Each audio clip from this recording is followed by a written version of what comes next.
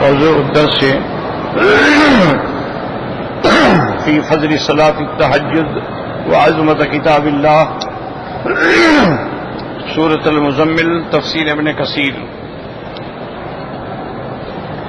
الحمد للہ رب العالمین والصلاة والسلام على اشرف الانبیاء وسید المرسلین سیدنا محمد وعلى آلہ واصحابہ اجمعین. اللهم صل على سيدنا محمد وعلى آل سيدنا محمد كما صليت على إبراهيم وعلى آل إبراهيم في العالمين إنك حميد مجيد. أعوذ بالله من الشيطان الرجيم. بسم الله الرحمن الرحيم. يا أيها المزمل قم الليل إلا قليلا نصفه وانقص منه قليلا أو زد عليه ورتل القرآن ترتيلا إنا سنلقي عليك قولا ثقيلا إن ناشئة الليل هي أشد وطئا وأقوم قيلا إن لك في النهار سبحا طويلا واذكر اسم ربك وتبتل إليه تبتيلا رب المشرق والمغرب لا إله إلا هو فاتخذه وكيلا. قال المؤلف المفسر رحمه الله تعالى أدام النفع بعلومه وعلومكم في الدارين آمين إلى أن قال. وقال ابن جرير حدثنا ابن حميد قال حدثنا مهران بن سفيان قيس بن وهب بن أبي عبد الرحمن قال لما نزلت يا أيها المزمل قاموا حولا. ایک سال تک صحابہ اور حضور پاک اسی انداز میں نمازیں پڑھتے رہے. حتیٰ ورمت اقدامہم وسوقہم، حتیٰ کہ آپ کی پاؤں اور پنڈلیوں پہ بھی ورم آ گئی کھڑے کھڑے. حتیٰ نظرت فقرؤوا ما تیسر منہ، پھر اللہ تبارک و تعالی نے اپنے بندوں پہ رحم فرمایا اور یہ آیت نازل ہوئی تو اب آرام ہوا. وقضا قال الحسن البصری والسدی وقال ابن ابی حاتم حدثنا ابو زرع قال حدثنا عبید اللہ بن عمر القواريري حدثنا معاذ بن شام حدثنا ابي عن قتادة عن زرارة بن ابي اوفى عن سعيد بن هشام قال قلت يعني لعائشة أخبرينا عن قيام رسول الله صلى الله عليه وسلم عن قيام رسول الله صلى الله عليه وسلم قالت ألست تقرأ يا أيها المزمل قلت بلى. سعید بن ہشام فرماتی ہیں کہ میں نے سیدہ عائشہ رضی اللہ تعالیٰ عنہ کی خدمت میں آ کے عرض کیا کہ آپ ہمیں بتائیں کہ حضور رات کو کیسے نماز پڑھتے تھے اور کتنی پڑھتے تھے. تو بی بی عائشہ نے فرمایا کیا تم نے سورۃ المزمل کی تلاوت نہیں کی؟ میں نے کہا سورۃ المزمل کی تلاوت تو میں نے کی ہے. قالت وإنها كانت قيام رسول الله صلى الله عليه وسلم وصحبه حتى انتفخت أقدامهم وحبس آخرها في السماء 16 شهرا ثم نزل. اب بی بی نے فرمایا کہ جو سورۃ المزمل کے اندر حکم ہے اسی طرح حضور پاک اور آپ کے صحابہ اسی طرح قیام اللیل میں آپ پوری رات عبادت فرماتے تھے، تھوڑا آرام فرماتے تھے، حتیٰ کہ آپ کے پاؤں مبارک کھڑے کھڑے سوج گئے، آپ کی پنڈلیوں پہ بھی ورم آ گئی. تقریباً 16 مہینے تک اسی عالم میں نمازیں پڑھتے رہے. اللہ تبارک و تعالی نے پھر وہ آخری صورت میں آخری آیت نازل فرمائی فقرؤوا ما تیسر منہ، کہ اب اجازت ہے کہ جتنی دیر رات کو پڑھ سکیں پڑھ لیا کریں. تو اب جا کے آرام ہوا.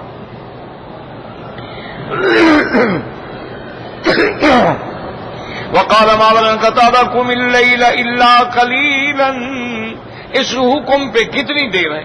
قاموا حولا او حولین، کہتے ہیں کہ 1 سال یا تقریباً 2 سال اسی طرح نمازیں پڑھتے رہے. حتیٰ انتفخ سوقہم واقدامہم فانزل اللہ تخفیفا بعد فی آخر سورت. پھر اللہ تبارک و تعالی نے اسی سورت کے آخر میں اپنے بندوں پہ رحم فرما کے تخفیف کا حکم جاری فرما دیا. وقال ابن جرير حدثنا ابن حميد قال حدثنا يعقوب الكمي عن جابر سعيد جبير قال لما انزل الله تعالى على نبيه صلى الله عليه وسلم يا ايها المزمل قال مكث النبي صلى الله عليه وسلم 10 سنين يقوم الليل كما امره وكانت طائفة من الصحابة يقومون معه فانزل الله تعالى عليه بعد 10 سنين. اس روایت میں ہے کہ اس آیت کے اس سورت کے اترنے کے بعد حضور اور آپ کے صحابہ اسی طرح نمازیں پڑھتے رہے حتیٰ کہ 10 سال گزر گئے. اس کے بعد پھر یہ رعایت جو تھی نا، لیکن یہ 10 سال والی بات جو ہے نا یہ کبھی نہیں ہے. اصل میں راویوں کو بعض اوقات بیان کرتے ہوئے مغالطہ لگ جاتا ہے. 10 مہینے مراد تھے، بعض علماء نے فرمایا 1 سال مراد ہے، اور صحیح روایت یہ ہے کہ حضور 16 مہینے 17 مہینے تک اسی حکم پر عمل کرتے رہے. پھر اللہ نے رعایت نازل فرما دی. ان ربك يعلم انك تقوم ادنى من ثلث الليل ونصفه وثلثه وطائفة من الذين معك الى قوله تعالى واقيموا الصلاة فخفف الله تعالى عنهم بعد 10 سنين. انہوں نے بھی 10 سال لکھا. ورواه النبيات من نبي نافع عن يعقوب الكمي به. وقال علي بن ابي طلحة عن ابن عباس في قوله تبارك وتعالى قم الليل إلا قليلا نصفه وانقص منه قليلا فشق ذلك على المؤمن ثم خفف الله تعالى عنهم ورحمهم. پھر اللہ پاک نے رحم فرمایا اور تخفیف فرما دی. علم ان سيكون منكم مرضى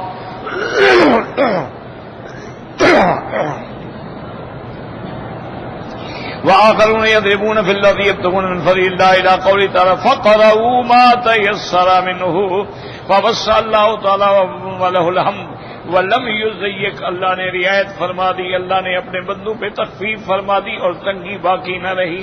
تو بہرحال یعنی یہ بات اب اچھی طرح سمجھ لیں کہ ابتدا میں تو تہجد جو ہے وہ فرض تھی اور واجب کے فرض کے درجے میں، اور اس کا قیام بھی اسی طرح تھا کہ یعنی 2/3 نماز پڑھے 1/3 آرام کرے،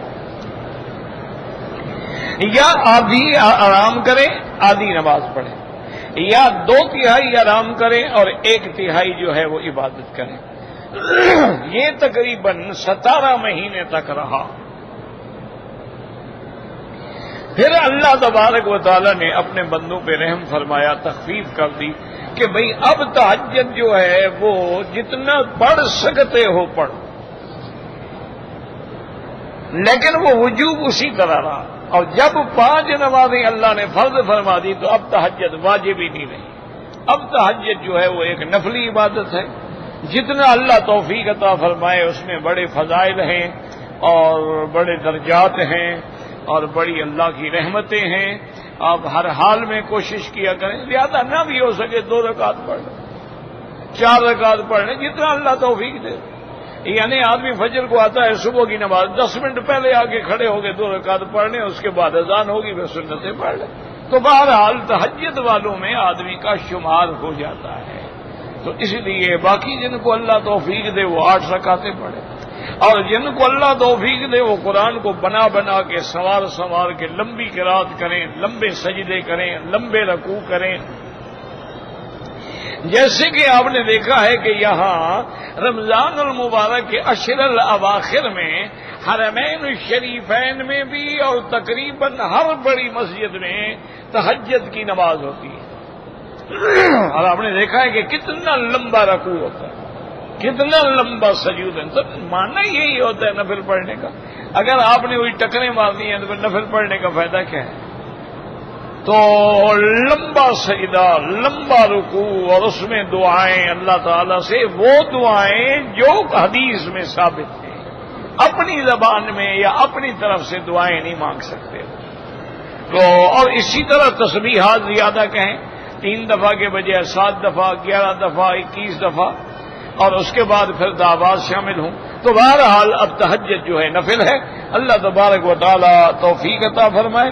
اور اس میں کوئی شبہ نہیں ہے کہ جس لوگوں نے جن نے بلندیوں پہ پہنچنا ہو نا پھر وہ راتوں کو سوتے نہیں ہیں. تتجافا جنوبہم عن المضاجع. اسی لیے اللہ نے خود قرآن پاک میں صحابہ کا نقشہ کھینچا ہے کہ میرے مدنی کے صحابہ جو ہیں ان کی شان کیا ہے. اللہ نے فرمایا تراہم رکعا سجدا یبتغون فضلا من اللہ ورضوانا. اللہ نے فرمایا کہ اے مخاطب اگر تو ان کو دیکھے یا رکوع میں کھڑے ہوں گے یا سجدے میں پڑے اور دنیا نہیں مانگتے. وہ وظیفے اس لیے نہیں پڑھ رہے کہ بڑے آدمی بن جائیں, نہیں, اللہ کی رضا مانگ رہے ہیں, اللہ کا فضل مانگ رہے ہیں. اور ان کی نمازوں کے اثرات جو ہیں وہ ان کے چہروں پہ آ گئے ہیں کہ وہ نور جو ہے وہ چہرے پہ آ جاتا ہے. سیماہم فی وجوہہم من اثر السجود.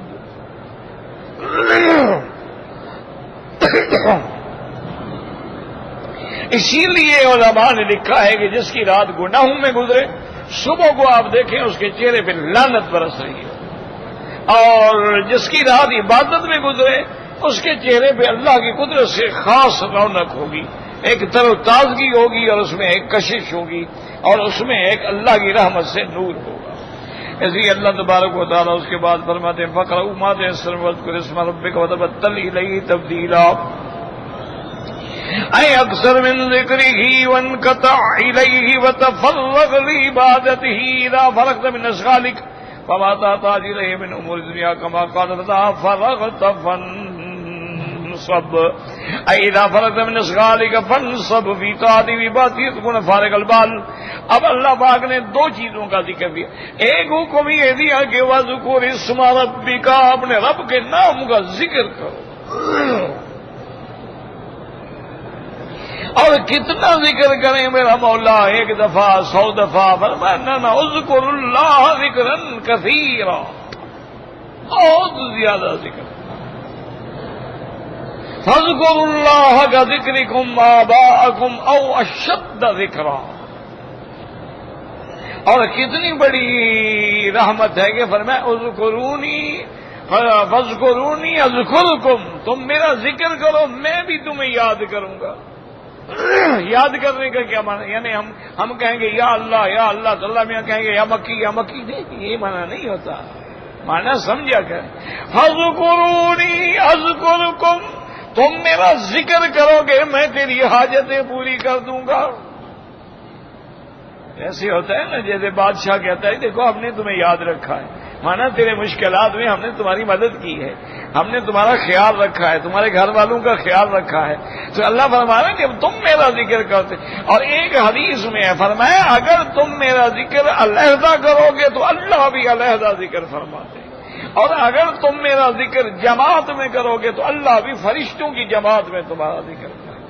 اسی سے علماء نے استدلال کیا ہے کہ اگر جماعت مل کر ذکر کرتی ہے تو اس کی بھی فضیلت ہے. کیوں اذا ذکرتنی وحدہ, اگر تم اکیلا ذکر کرو گے تو اللہ بھی اکیلا. وَإِذَا ذَكَرْتَنِي فِي مَلَئٍ, اگر تم مجھے کسی جماعت میں ذکر کرو گے ذکرتک فی خیر من ملائک, میں ایک ایسی جماعت میں تیرا ذکر کروں گا جو تمہاری جماعت سے زیادہ بہتر ہوگی. تو اسی سے علماء نے اجتماعی ذکر پر استدلال کیا ہے کہ جب جماعت میں ذکر ہوتا ہے تو اللہ کی رحمتیں زیادہ ہوتی ہیں. اور دوسرا اس کا بعض علماء نے فلسفہ لکھا ہے کہ جب آدمی مسلمان زیادہ سے زیادہ اکٹھے ہوتے ہیں تو ید اللہ علی الجماعہ, اللہ کا ہاتھ جو ہے وہ جماعت پہ ہوتا ہے. اور اسی طرح علماء نے یہ بھی لکھا ہے کہ جب مسلمان اکٹھے ہوتے ہیں تو لازمی بات ہے ان میں کوئی تو اہل اللہ ہوگا نا, کوئی تو اللہ والا ہوگا نا, کوئی تو راتوں کو رونے والا ہوگا نا, کوئی تو اللہ کے آگے فریاد کرنے والا ہوگا. تو جب اس کی بات سنی جائے گی تو سب کی بات بن جائے گی, کیونکہ جماعت میں آنے والا اس جماعت کی وجہ سے اللہ ان کی مغفرت فرما دیتے ہیں. اسی طرح صحیح حدیثوں میں آتا ہے کہ اللہ کے فرشتے جاتے ہیں، عرض کرتے ہیں، رپورٹ دیتے ہیں، اللہ فرماتے ہیں میرے بندوں کو کیسے پایا؟ عرض کرتے ہیں مولا تیرے بندے ماشاءاللہ تیرا ذکر ہو رہا تھا، سارے بیٹھے تھے، قرآن پڑھا جا رہا تھا، تفسیر بیان ہو رہی تھی، حدیث بیان ہو رہی تھی اور سن رہے تھے۔ اللہ فرماتے ہیں ملائکہ گواہ ہو جاؤ، میں نے ان سب کی مغفرت فرما دی ہے۔ اور وہ ملائکہ عرض کریں گے کہ یا اللہ آپ تو جانتے ہیں، لیکن ان میں ایک آدمی کسی کام کی وجہ سے بیٹھا ہوا تھا، وہ سننے کے لیے نہیں آیا تھا، وہ درس سننا نہیں چاہتا تھا، وہ تو ایک مجبوری تھی اس کی۔ اللہ فرماتے ہؤلاء لا یشقی جلیسہم، یہ لوگ ہیں ان کے ساتھ بیٹھنے والا بھی بدبخت نہیں ہوتا، میں نے اس کو بھی معاف کر دیا، جو ان کے ساتھ بیٹھ گیا وہ بھی معاف کیا۔ تو اس لیے جماعت کے اندر بڑے برکات ہیں، جماعت کے ذکر میں بڑی اللہ تبارک و تعالیٰ کی رحمتیں ہوتی ہیں، اور کسی کو کوئی پتہ نہیں ہوتا ہے کہ اس میں کون ہے جو اللہ کے ہاں مقبول ہے اور کون ہے جس کے زبان سے نکلا ہوا حرف جو ہے اللہ کے ہاں قبول ہو جاتا ہے۔ تو اس لیے علماء نے فرمایا کہ ایک تو حکم ہے کہ اللہ کا ذکر کرو، اور یاد رکھو کہ ذکر جو ہے نا یہ نماز جو ہے ذکر ہے، طواف کر رہے ہیں ذکر ہے، صفا مروہ دوڑ رہے ہیں ذکر ہے، حج پہ جا رہے ہیں، ہر جگہ ذکر ہی ہے نا، لبیک اللہم لبیک، اور کہیں کھڑے ہو بسم اللہ اللہ اکبر، اور کہیں کھڑے ہو سبحان اللہ والحمدللہ، اور کہیں کھڑے ہو لا الہ الا اللہ وحدہ لا شریک، یعنی ہر عبادت جو ہے دراصل وہ ذکر ہے۔ اس کو آسان لفظوں میں سمجھیں، ذکر مانا یاد، ذکر مانا یاد، کیا مانا؟ جیسے کہ حضرت یوسف علیہ السلام کے پاس دو قیدی آئے تھے نا، انہوں نے خواب سنایا تھا، تو آخر میں جس کو رہائی ملنی تھی تو اس کو حضرت یوسف علیہ السلام نے فاذکرنی عند ربک، تم جا رہے ہو نا تو اپنے مالک اپنے بادشاہ کے سامنے میری بات بھی یاد دلانا کہ ایک آدمی بلا وجہ جیل میں ہے۔ تو یاد ذکر مانا یاد۔ تو اب مانا یہ ہوتا ہے کہ جب ہم نماز پڑھ رہے ہیں تو اللہ کو یاد کر رہے ہیں تو نماز پڑھ رہے ہیں نا، جب ہم طواف کر رہے ہیں تو اللہ کو یاد کر رہے ہیں تو طواف کر رہے ہیں، جب ہم صفا مروہ دوڑ رہے ہیں اللہ کو یاد کر رہے ہیں تو دوڑ رہے ہیں۔ تو اس لیے ہر چیز جو ہے وہ ذکر ہے۔ اچھا ویسے اللہ کے نام کا ذکر کرو صرف یا اللہ یا رحمان یا رحیم، وہ بھی ٹھیک۔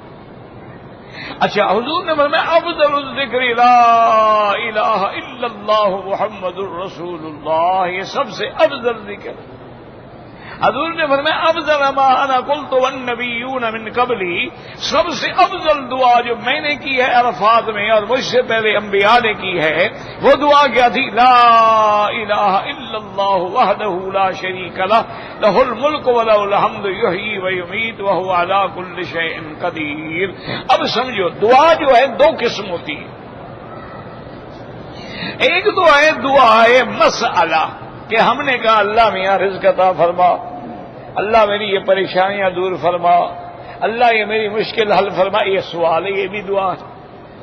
اور ایک دعا مسئلہ نہیں ہوتی، اس میں سوال نہیں ہوتا، صرف اللہ کا ذکر ہوتا ہے۔ اس ذکر کے اندر کوئی ہم بظاہر دعا لا الہ الا اللہ وحدہ لا شریک لہ لہ الملک والحمد، اس میں کون سی دعا ہے؟ لیکن چونکہ ہم اللہ کا ذکر کر رہے ہیں، ذکر میں مشغول ہو گئے ہیں، تو اللہ ہماری حاجات کو تو جانتے ہیں، وہ بغیر مانگے عطا فرما دیتے ہیں، وہ اس کلمے کی برکت سے عطا فرما دیتے ہیں۔ تو اسی طرح افضل دعا کیا ہے؟ سورۃ الفاتحہ الحمدللہ رب العالمین آخر آیات تک، تو یہ افضل دعا ہے۔ اسی طرح حضور نے فرمایا دو کلمے ہیں، آسان ہیں لیکن میزان میں بڑے بھاری ہیں، سبحان اللہ و بحمدہ سبحان اللہ العظیم۔ حضور اپنے گھر میں تشریف لے آئے تو آپ کی بیوی جو ہے نا وہ ذکر کر رہی تھی، حضور نے تھوڑی دیر انتظار کی لیکن آپ پھر چلے گئے۔ اس سے بھی علماء نے مسئلہ نکالا ہے کہ اگر کوئی کسی ذکر میں، وظیفے میں، تلاوت میں مشغول ہے اس کو نہ چھیڑو۔ یہ نہیں ہے کہ السلام علیکم جی، وہ جو پڑھ رہا تھا بیچارہ وہ تو کیا نا، تم نے تو اچھا سلام کیا، ایک آدمی الگ بیٹھا ہے، کچھ پڑھ رہا ہے، مانا وہ تنہائی میں بیٹھنا چاہتا ہے، اس کو پڑھنے دو. تو حضور پاک نے بیوی ہے حضور کی، حضور فرما سکتے تھے بند کرو، لیکن آپ نے نہیں فرمایا، آپ باہر تشریف لے گا. کافی دیر کے بعد آئے، دیکھا تو بیوی دوسری طرح مصلے پہ بیٹھی ہے. آپ نے فرمایا اللہ کی بندی ابھی تک تم پڑھ رہی ہو؟ انہوں نے کہا ہاں یا رسول اللہ. تو فرمایا میں تمہیں ایک دو کلمات نہ بتلا دوں، وہ پڑھ لو تو تمہارا فجر سے لے کر یہ دوپہر تک پڑھنا جو ہے وہ 3 دفعہ پڑھ لو تو اتنی ثواب تمہیں مل جائے گا. تو بی بی حیران، فرمایا سبحان اللہ و بحمدہ عدد خلقہ زنۃ عرشہ مداد کلماتہ ورضا نفسہ. فرمایا بس یہ 3 دفعہ پڑھ لیا کرو کافی ہے. تو بعض کلمات میں بھی اتنا بڑا اثر ہے. تو بہرحال اللہ نے ایک تو حکم دیا کہ میرا ذکر کرو، اور دوسرا کیا حکم دیا؟ فرمایا وَتَبَتَّلْ إِلَيْهِ تَبْتِيلًا، کہ اب ساری دنیا سے کٹ کے صرف اللہ کی طرف ہو جاؤ بس. انقطاع عن الخلق والتعلق مع الخالق، جس کو اپنی ہماری زبانوں میں کہتے ہیں کہ سب سے رخ موڑ لو اور ایک سے اللہ سے رشتہ جوڑ لو. ہر چیز کو چھوڑ دو، بالکل تنہا جا کے بیٹھ جاؤ. یہاں کوئی، جیسے کہ میرے مدنی پاک مہینہ غار ہرا میں بیٹھے رہتے، رات بھی وہی دن بھی وہی، ذکر ہے، عبادت ہے، اللہ کی یاد ہے اور تنہائی ہے. اس تنہائی میں بھی ایک اللہ کی خاص رحمتیں ہوتی، خاموش رہنے میں بھی اللہ کی خاص رحمتیں ہوتی. اور آدمی جب تفکر کرتا ہے، کسی بات کو سوچتا ہے، تدبر کرتا ہے اللہ کی نعمتوں میں، آیات میں، آلہ میں، تو یہ بہت بڑی نعمت ہے. اسی لیے 2 حکم دیے، ایک میرا مدنی ذکر کرو اور ایک چھوڑو دنیا کو. وَتَبَتَّلْ إِلَيْهِ تَبْتِيلًا، اب اللہ کی طرف رجوع کرے، ہر چیز کو چھوڑ دیں. اے اکثر من ذکرہی وانقطاع الیہ، اللہ کی طرف سے. وتفرغ لعبادتہ، اللہ کی عبادت کے لیے اپنے آپ کو فارغ کریں.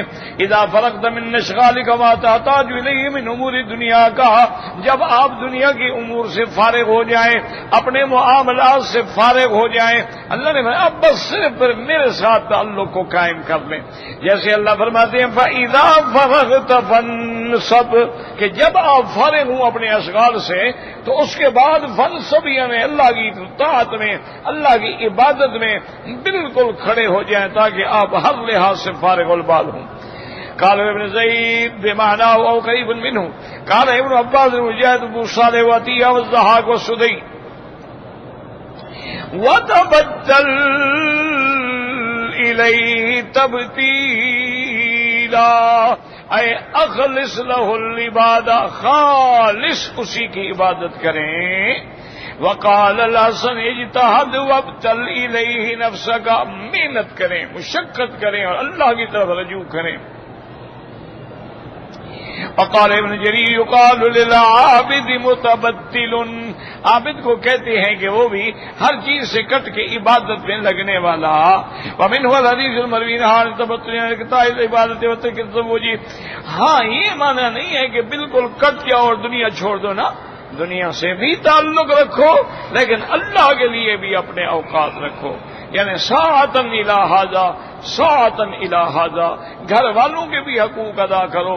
ولنفسک علیک حق ولاہلک علیک حق، تیرے نفس کا بھی تجھ پہ حق ہے، تیرے خاندان کا بھی تجھ پہ حق ہے، تیرے ہمسائے کا بھی تجھ پہ حق ہے، تیرے رشتہ داروں کا بھی تجھ پہ حق ہے، تیرے مہمان کا بھی تجھ پہ حق ہے. سب کے حق ادا کرو. وقال ابن عباس وقال اجتهد وابتل الیہ نفسک. قال ابن جریر ومن الحدیث المروی عن التبتل انقطاع العبادۃ ترک التزوج. وقوله تبارک وتعالى رب المشرق والمغرب لا الہ الا هو فاتخذه وکیلا. ایہم هو المالک المتصرف فی المشارق والمغارب اسی کی ذات ہے جو مالک ہے تمام مشرق. دیکھیں قرآن میں کسی جگہ تو آیا للہ المشرق والمغرب، تو معنی یہ ہوتا ہے کہ سارا جہان اللہ کا ہے.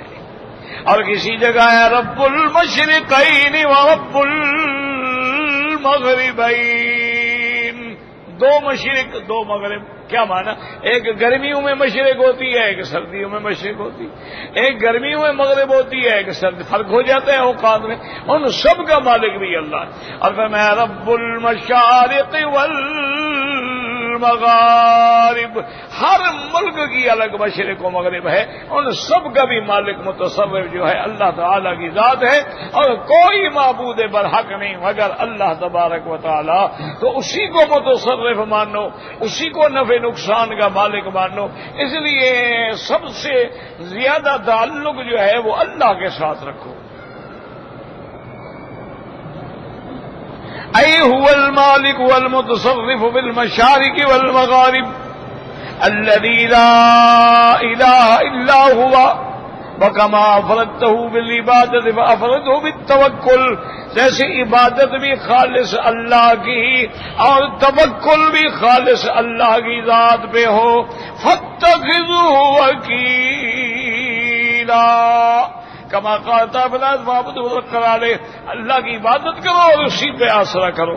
جیسے اللہ فرماتے ایاک نعبد و ایاک نستعین، تیری ہی عبادت کرتے ہیں اور تجھ ہی سے مدد مانگتے ہیں. وآیات کثیرۃ فی ھذا المعنی فی الامر افراد العبادۃ والطاعۃ للہ وتخصیصہ بالتوکل علیہ.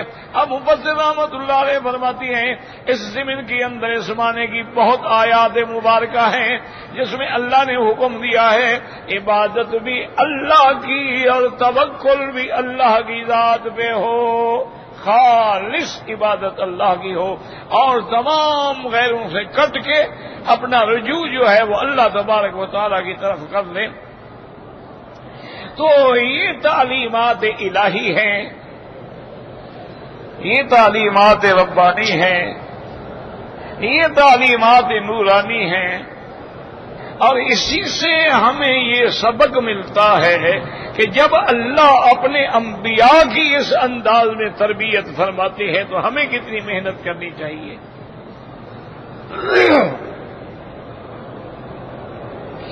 جب اللہ اپنے انبیاء کے لیے صرف نماز نہیں، تہجد بھی لازم، راتوں کا جاگنا بھی لازم، کثرت ذکر بھی لازم. اس لیے حضور نے فرمایا کہ اتنا اللہ کا ذکر کرو کہ لا یزال لسانک رطبا الا بذکر اللہ، تیری زبان ہر وقت اللہ کے ذکر سے تروتا ہے. اور اسی طرح ایک روایت میں حضور نے فرمایا اذکر اللہ، اتنا اللہ کا ذکر کرو حتی یقال انہ مجنون. لوگ کہیں یار یہ تو کوئی دیوانہ ہے، پاگل ہے، ہر وقت اللہ اللہ اللہ اللہ کر رہا ہے، یہ تو کوئی دیوانہ ہے، مجنون ہے. یعنی اتنا اللہ کا ذکر کریں، اللہ کی عبادت کریں.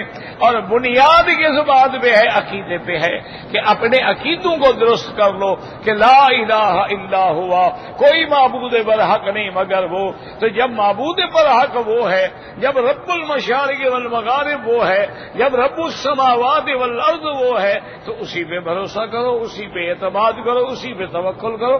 یہی دین ہے اور یہی ایمان ہے اور یہی اخلاص ہے. واللہ اعلم.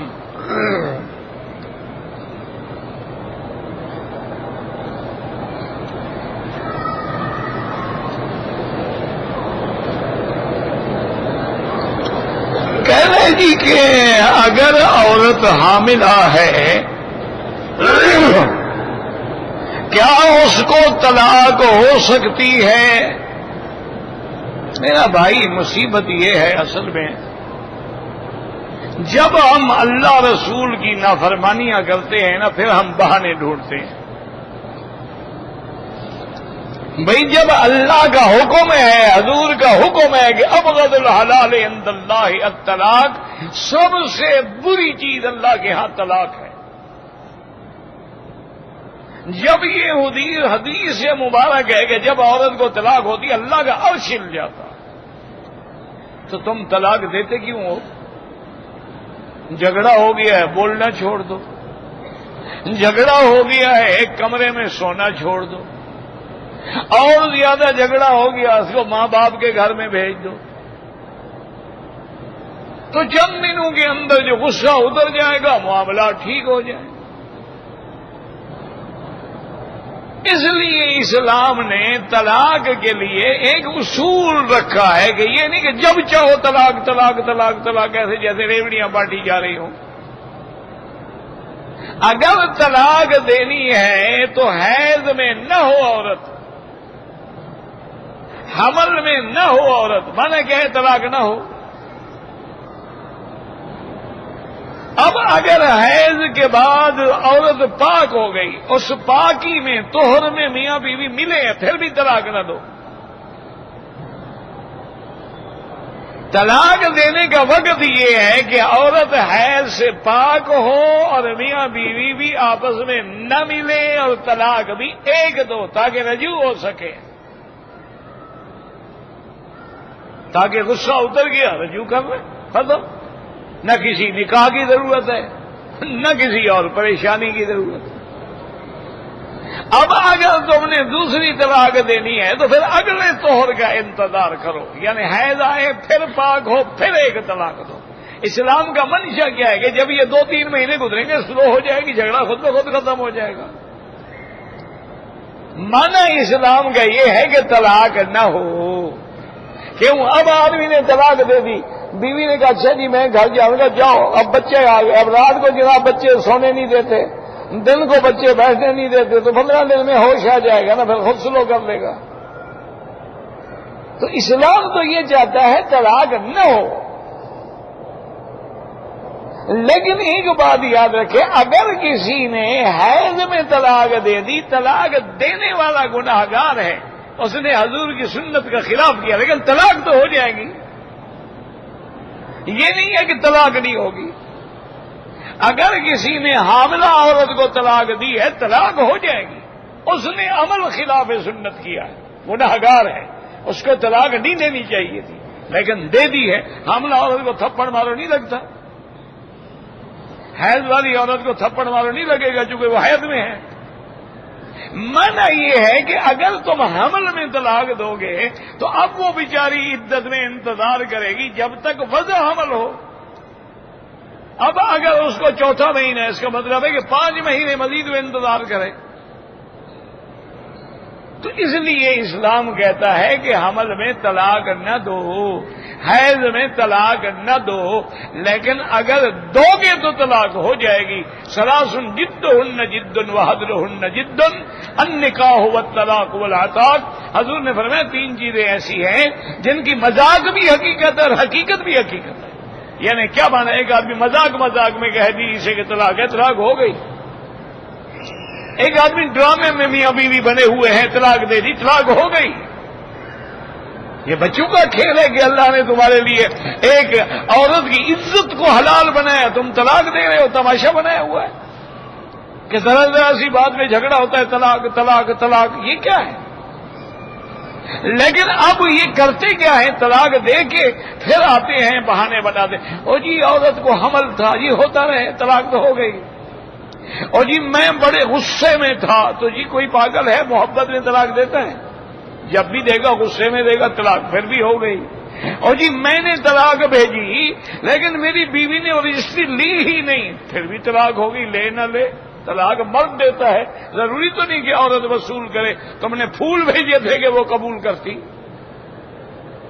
یہ تو یہ سارے بہانے ہیں، جب طلاق ہو گئی ہو گئی۔ واللہ اعلم۔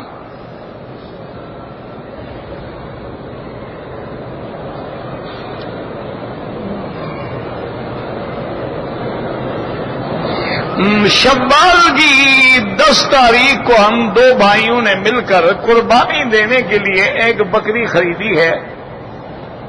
اب ضرورت پڑ گئی پیسوں کی، اگر نیت ہو گئی ہے تو آپ کسی اور کام میں نہیں لگا سکتے۔ انما الاعمال بالنیات۔ تمہارا دماغ خراب ہو گیا تھا، قربانی کرنی ہے، تم نے ذی الحجہ میں اور 10 شوال کو بکری خریدنے پہ چلے گئے۔ اگر خریدی ہے تو اب جناب اسی کام آئے گی جس کے لیے خریدی ہے. یہی ہے نا، خود کر لیتے ہیں پھر پاتے ہیں مولوی سے مسئلہ پوچھنے کے لیے. بابا تم نے قربانی کرنی ہے ماشاءاللہ 10 ذی الحج کو، تو یکم 2 ذی الحج کو خرید لینا. تو اب تمہیں کیا ضرورت پڑ گئی تھی کہ ابھی سے خرید لو؟ اگر خرید لی ہے تو اب وہ قربانی ہے.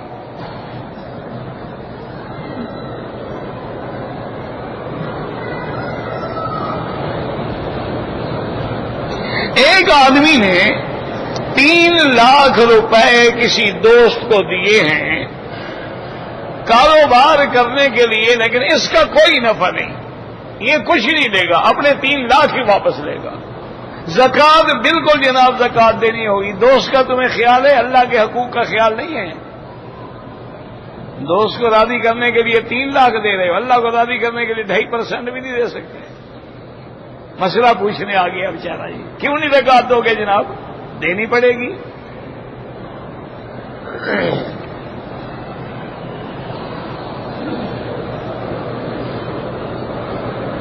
کہتے جی کہ بعض لوگ جو ہیں ایک ستون ہے اس کو جا کے چومتے ہیں، ہم جب ان کو منع کرتے ہیں تو وہ کہتے ہیں جی کون سی حدیث ہے؟ یہی دماغ کی خرابی ہے.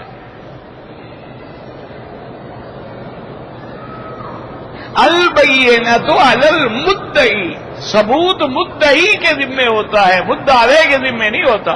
تم بوسہ دے رہے ہو، تم حدیث ہمیں بتلاؤ گے یہ حدیث ہے جس میں لکھا ہے کہ ستون کو بوسہ دو. اب کیوں حدیث دکھائیں؟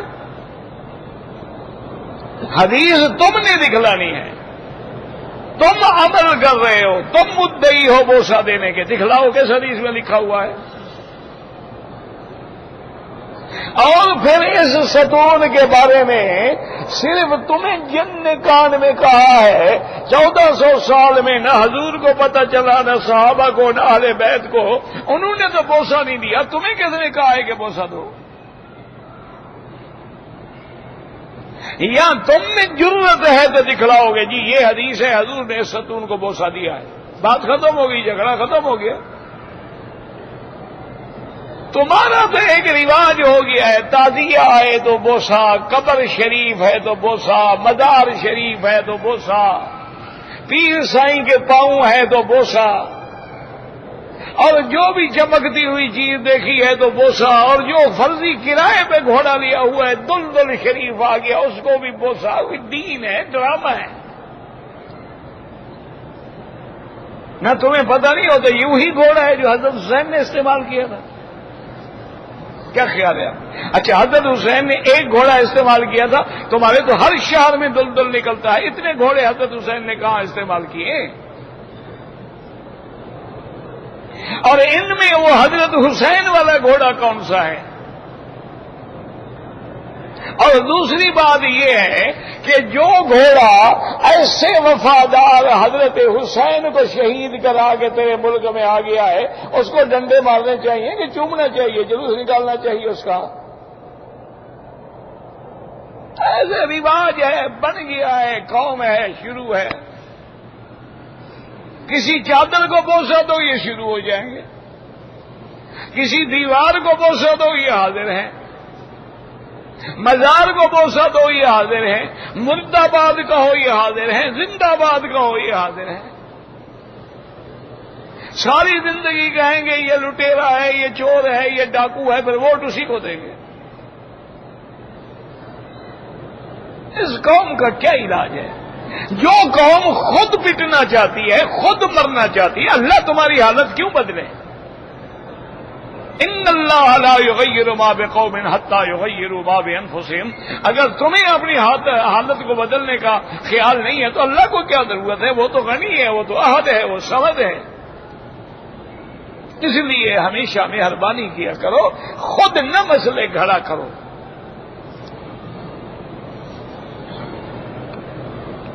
دکان کے اندر سامان ہے، سامان پر بھی زکات ہوگی تو اور کس پہ ہوگی؟ اللہ کے بندے کروڑوں کا جو سامان ہو زکات سے معافی ہے اس کو. ہر چیز پہ زکات ہوگی، اس کی قیمت کرو گے، اس کا حساب کرو گے اور زکات دو گے کہ 1 لاکھ کا سامان ہے یا 10 لاکھ کا ہے یا 2 لاکھ کا ہے یا 10,000 کا ہے، زکات تو دینی ہے۔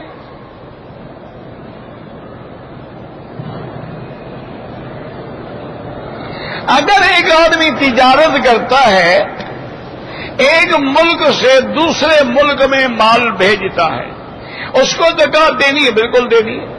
سال گزرنے کا معنی یہ ہے کہ وہ ایک فیصلہ کر لے کہ میں اپنی زکات مثلا رمضان شریف میں دوں گا، چونکہ رمضان میں نفل کا ثواب فرض کے برابر ہے اور فرض کا ثواب 70 فرضوں کے برابر ہے، یعنی اگر تمہیں 1 لاکھ کا ثواب ملنا تھا رمضان میں 70 لاکھ کا ثواب مل جائے گا۔ تو اب رمضان میں حساب کر لو، یہ ضروری نہیں کہ ہر چیز میں سال گزرے، کسی پہ 8 مہینے گزرے ہیں، کسی پہ 9 گزرے ہیں، کسی پہ 6 گزرے ہیں، سال میں جو کچھ ہمارے پاس ہے ہم نے زکات دینی، ایک ایک چیز کا حساب نہیں کریں گے۔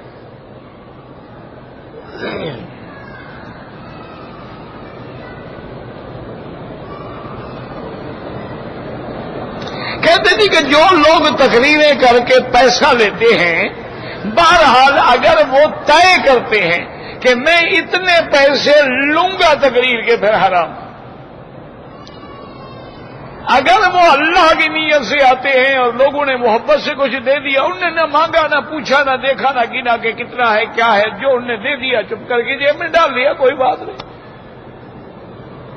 لیکن اگر وہ شرط کرتے ہیں کہ جی میں تو تقریر پہ آؤں گا، جیسے وہ ایک مولوی تھا مر گیا ہے، شیعہ تھا، ان کا بہت بڑا مولوی تھا،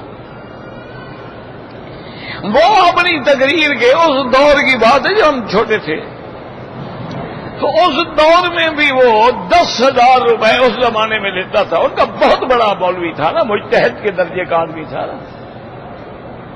ایک جگہ جلسہ تھا، اس نے 10,000 طے کیا ہوا تھا، پتہ نہیں 5,000 تھا 10,000 تھا، اللہ عالم، سنی بات ہے، میں کو درمیان میں تو نہیں تھا۔ بہرحال وہ طے ہوا، اچھا چندہ اتنا ہوا نہیں۔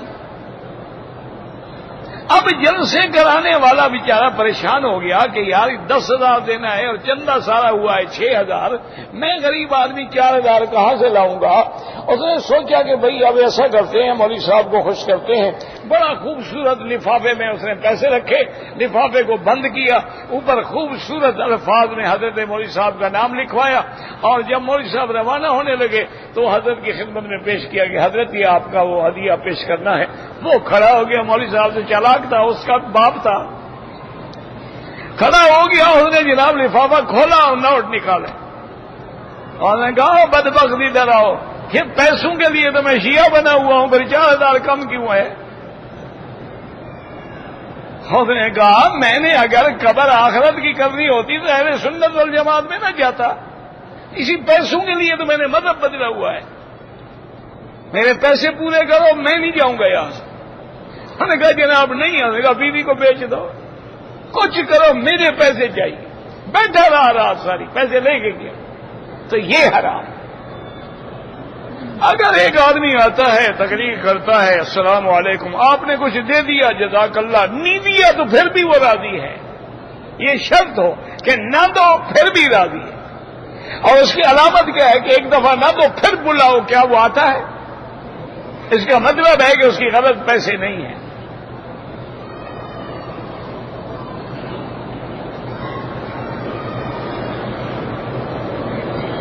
اگر کوئی مر گیا ہے، دفن نہیں ہوا، ہم اس کے لیے عمرہ کریں، بالکل کہ وہ تو مر تو گیا ہے نا، دفن 2 سال نہ ہو۔ ایسے کیس ہوتے ہیں نا، لوگ تلاجے میں رکھ دیتے ہیں 2 سال میں یہ رکھی رہتی ہے، وہ مر گیا بس مر گیا، اس کے لیے دعا کریں، قرآن پڑھیں، ثواب بخشیں۔ ہر نماز جو ہے ہم صرف فرض پڑھیں گے، کیوں جناب؟ سنتیں کون پڑھے گا؟ یعنی تمہیں حضور کی سنت سے چڑھ ہے؟ ہر حال میں جیسے میرے مدنی پاک نے پڑھا ہے کہ فجر کی نماز میں 2 رکعت پہلے سنت ہے اور پھر نماز ہے، بس اس کے بعد کوئی سنت نہیں۔ پھر سورج نکلنے کے بعد 2 رکعت پڑھو یا 4 رکعت، اور یہ بھی مسئلہ سمجھ لو، یہاں جو گھڑیوں میں لکھا ہوتا ہے نا شروق، لوگ سمجھتے ہیں کہ یہ نماز اشراق کا وقت ہے. یہ غلط بات ہے. یہ سورج نکلنے کا وقت ہے. اس کے 20 منٹ کے بعد نماز کا وقت ہوتا ہے. اسی طرح ظہر کی نماز ہے تو پہلے 4 رکعت سنت ہے، پڑھنی ہوگی. فرق صرف اتنا ہے کہ احناف 4 رکعت سنت جو ہے ایک سلام سے پڑھتے ہیں، اور باقی ائمہ جو ہے وہ 2 رکعت کر کے پڑھتے ہیں، پڑھتے 4 رکعت ہیں. ظہر کے بعد 2 رکعت پڑھنا جو ہے سنت مؤکدہ ہے. عصر سے پہلے یا عصر کے بعد کوئی سنت نہیں. مغرب کی نماز کے بعد 2 رکعت سنت مؤکدہ ہے. عشاء کی نماز کے بعد 2 رکعت سنت مؤکدہ ہے. یہ تو ہر حال میں پڑھنی، اگر رہ جائے قضا بھی کرنی پڑے گی.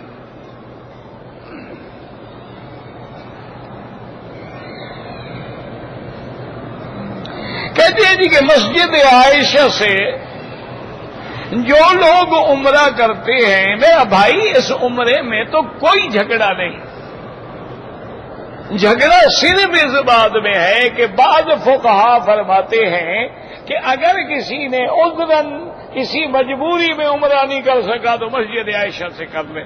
وہ کہتے ہیں جیسے بی بی عائشہ عمرہ نہیں کر سکی تھی تو حضور نے اس کو حکم عطا فرمایا تھا. لیکن احناف اور شوافی کہتے ہیں کہ جب حکم ہو گیا، یا تو حضور فرما دیتے کہ بی بی صرف تمہارے لیے حکم ہے اور کسی کے لیے نہیں ہے. جب آپ نے وہ پابندی نہیں لگائی ہے تو اب جو بھی چاہے عمرہ کرے. تو لہذا اگر اہل مکہ یا مکے میں رہنے والے عمرہ کریں گے تو وہ باہر جائیں گے، مسجد عائشہ جائیں یا جعرانہ جائیں یا عرفات جمانا، یہ حد حرم سے باہر جا کے احرام باندھیں پھر آ کے عمرہ کریں. اب 1 کرے 2 کرے نفلی عبادت ہے، جتنا کرے گا ثواب ہے، نہ کرے تو گناہ کوئی نہیں. دیکھو نا جی، اب حضور پاک نے اپنی زندگی مبارک میں ایک دن میں کبھی 10 طواف نہیں کیے. بات سمجھا کرو. مشکل یہ ہے کہ ہم لوگ ایک دوسرے سے لڑنے لگ جاتے ہیں، بات نہیں سمجھتے. ہر وہ چیز بدعت ہے جس کا اصل قرآن حدیث میں نہ ہو. اگر قرآن حدیث میں اصل ہے وہ بدعت نہیں ہے. اب طواف کا حکم موجود ہے. اگر کوئی آدمی دن میں 10 طواف کرے، ہم کیا کہیں گے؟ بدعت ہے کہ حضور پاک نے 10 نہیں کیے، تم نے کیوں 10 کیے؟ نفلی عبادت ہے، 10 کرے 100 کرے 50 کرے. اسی طریقے سے مثلا تہجد پڑھنا سنت ہے. اگر کوئی آدمی 8 رکعت کے بجائے 10 رکعت پڑھ لیتے ہیں، اب یہ نہیں کہیں گے بھی، ہم کہیں گے ٹھیک ہے 8 رکعت بھی جائز ہے، 2 رکعت بھی جائز ہے، 11 رکعت بھی جائز ہے، 12 رکعت بھی جائز ہے، 9 رکعت بھی جائز ہے، کوئی بات نہیں. تو اصل مسئلہ یہ دیکھنا ہوتا ہے کہ بھئی مسجد عائشہ سے حضور نے حکم دیا. بی بی عائشہ کے بعد پھر حضرت عبداللہ ابن عمر نے بھی عمرہ کیا، عبداللہ ابن زبیر نے بھی عمرہ کیا. وہ ہم سے زیادہ دین سمجھنے والے تھے اور اقرب تھے الی زبان رسول اللہ صلی اللہ علیہ وسلم. جعرانہ سے خود حضور پاک نے عمرہ کیا. اب حضور نے تو ایک عمرہ کیا جعرانہ سے، اگر کوئی 100 کر لے بھی اصل تو عمرہ ہے، وہ ثابت ہے. اب حضور پاک نے ساری زندگی میں ایک حج کیا ہے، وہی آپ کا پہلا حج ہے، وہی آخری حج ہے. لیکن اگر کوئی آدمی 10 حج کرے تو کوئی بنا نہیں ہے، کیونکہ حج ثابت ہے، قرآن سے بھی ثابت ہے، حضور کے فرمان سے بھی ثابت ہے. اس لیے کہ حج جب موجود ہے، ورنہ حضور پاک نے حج فرض ہونے کے بعد صرف ایک حج کیا اور عمرے حضور پاک نے 4 کی. ساری زندگی میں 4 عمرے ہیں اور ایک حج ہے. لیکن اگر عمرہ ثابت ہو گیا، بس اب کوئی 100 کرے، کوئی 1000 کرے، کوئی ہر سال حج کرے، الحمدللہ اللہ نے لکھا ہے تو نصیب ہو جائے گا.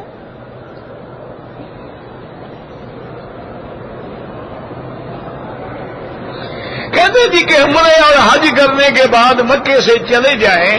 اصل میں یہ سیدنا عمر بن الخطاب رضی اللہ تعالی عنہ آپ فرماتے تھے کہ لوگوں اب آپ نے حج کر لیا ہے تو چلو چلو چلو اب مکے سے چلو واپس.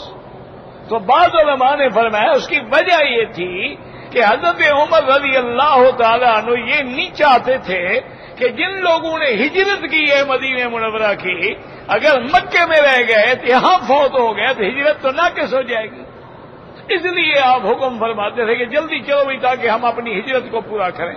ہم نے مکہ چھوڑ دیا، ہجرت کر لی ہے، تو لہذا اب ہمیں یہاں رہنے کا حق نہیں ہے.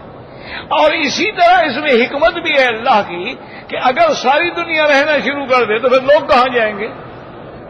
اگر ہر آدمی حج عمرے کے بعد یہاں بیٹھ جائے ماشاءاللہ تو پھر اگلے آنے والے حاجی تو نہ آئے نا، وہ تو پہلے ہی کافی ہیں. پھر وہی جگہ نہیں چھوڑیں گے تو اور کون جگہ پہ نماز پڑھے گا یا کہاں جائے گا؟ ابھی بھی اتنا رش ہو جاتا ہے. آپ کو پتا ہے کہ عرفات سے مزدلفہ آتے آتے 8 گھنٹے بھی لگ جاتے ہیں، 10 گھنٹے بھی لگ جاتے ہیں، کبھی ساری رات گزر جاتی ہے اور صبح کی نماز کے بعد آدمی پہنچتا ہے. تو بہرحال یہ ہے، ورنہ یہ معنی نہیں ہے کہ شریعت کا حکم ہے کہ حج کے بعد کوئی نہ رہے. جو مکے میں رہنے والے وہ کہاں جائیں گے؟ مکے میں ہی رہیں گے. جن کی نوکری ہے وہ مکے میں رہیں گے، جو مستقل مقیم ہے وہ بھی مکے میں رہیں گے. یہ تھوڑا ہے کہ ان کو بھی نکال دیا جائے، یہ کوئی مسئلہ نہیں. وہ تو مسئلہ یہ تھا کہ ہجرت کی تکمیل جو ہے اس میں کوئی کمی نہ آ جائے. اسی لیے حضرت عمر دعائیں مانگتے تھے، اللہ مجھے موت بھی شہادت کی دے اور دے بھی مدینے میں، دفن بھی میرا مدینہ منورہ میں ہو. اور اللہ نے حضرت عمر کی دعا قبول فرما لی. ورنہ یاد رکھیں حضرت عمر کا شہید ہونا اور وہ بھی مدینے میں معمولی بات تھوڑی ہے. جن کے خوف سے قیصر و کسریٰ کانپتے تھے ان کو مدینے میں کون شہید کرے گا؟